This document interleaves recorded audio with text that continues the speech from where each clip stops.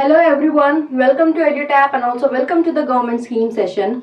The scheme that we are covering today, it is Startup Village Entrepreneurship Program. Okay, so this is a sub scheme of the scheme that we studied in the last lecture, that was Day NRLM. If you haven't watched the video, the link it is in the description box below. Okay, and do not worry if you haven't watched that video, you need not to have that link. Okay, this is altogether a separate scheme, but yes, it contributes to the higher aim, that is of Day NRLM. Okay, so we'll start this particular topic today. But before that, to our new audience, kindly subscribe to our YouTube channel and you can also join our Telegram channel to get the PDF of every lecture that we provide here on YouTube. Okay. So see, let's start with it. As I already told you that this is sub scheme of Day NRLM, and NRLM, it focused on providing livelihood opportunities in the rural areas only, right? So that their living conditions can be upgraded and also they do not have to shift to the urban areas to fulfill their basic needs, right? So in that we have the Startup Village Entrepreneurship Program. Here, startup. What is a startup? So see, in business, a startup is any initiative that has been done for the very first time. Okay, so if you are starting a new project in business, that is a startup. So startup is that. Then village, so we are focusing on which areas? So we are focusing on the village areas. Then we have entrepreneurship. So what is entrepreneurship? So this ability to do business, that is known as entrepreneurship, and the people who do business, they are known as entrepreneurs. And then program, so program, that we know that this program and it is being run by the central government. Okay, so this is Ajivika. Under Ajivika, there are various components we studied in NRLM, right? So in that, in Ajivika, we are focusing on providing them skills so that they can set up their own business, so that they can have their own startup. Okay, so this is what the essence of this particular scheme is. And see, not only central but yes, state, it also has its contribution, right? So we'll look at ahead what are the important components of this particular scheme.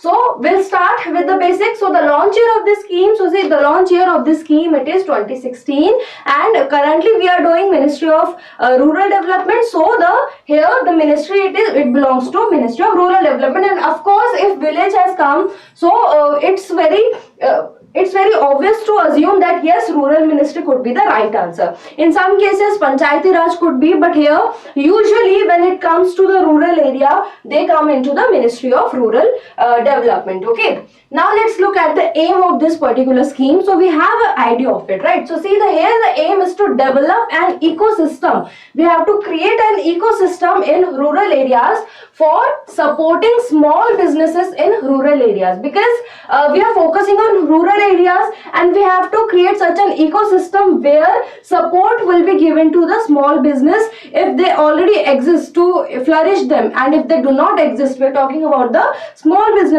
over here, then to develop them. Okay, so this is the aim of the scheme. Talking about types, so see, I'll remove this first. Let's have a discussion about it. Okay, so see, this particular scheme, it falls under the ministry, it is a sub scheme of Day NRLM, right? So if Day NRLM, it was center sponsored scheme. Okay, so the answer of this would also be center sponsored scheme. See, if you go on net, they're not directly written about the which type of scheme is this. This is something that you have to think of, because it is a sub scheme of NRLM, and NRLM is sponsored, so this would also be that only. And talking about the budget, so see, this is the layout of the budget. Is here, there is no separate amount that has been allocated to this, but because this is part of Day NRLM and the total outlay of Day NRLM we have already discussed, in that there are some indicators on which the particular scheme would work on, and in that we have this SVEP, and here the aim that would be number of enterprises that would be supported. So the target for 22-23 is that 75,000 enterprises will be supported with the help of SVEP. There is no separate budget allocation, but from the total, our contribution will be given to achieve this target of 22-23. Okay, so I hope that is clear to you all.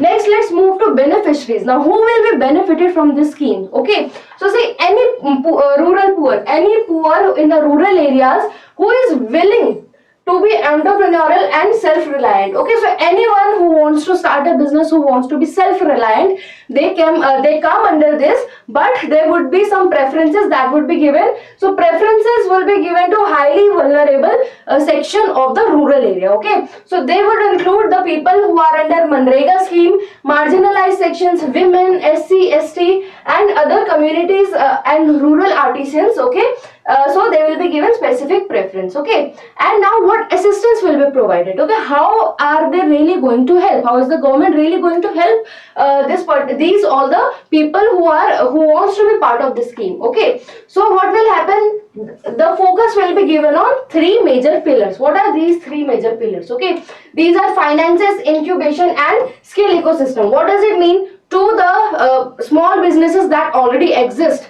Okay, so finances will be provided to them. They would be aware of the different finances they can actually borrow from the different institutions. Okay, and also what are the process, whatever be the rest of the things, the things that are involved in taking the finance. Okay, so everything, the formalities, everything, they will be supported by the government under this scheme. Okay, next is incubation and skill ecosystem. Will understand skill ecosystem first. So what happens?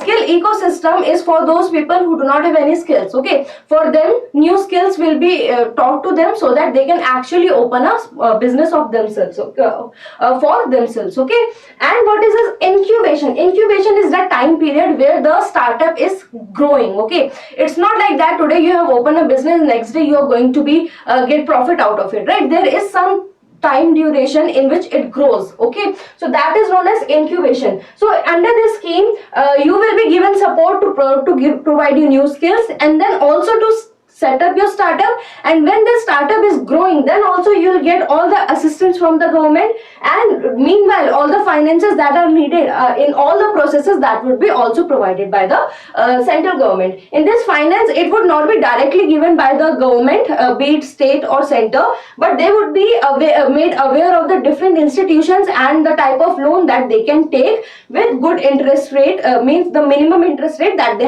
would have to give to the institution. Okay, so assistance will be given of that.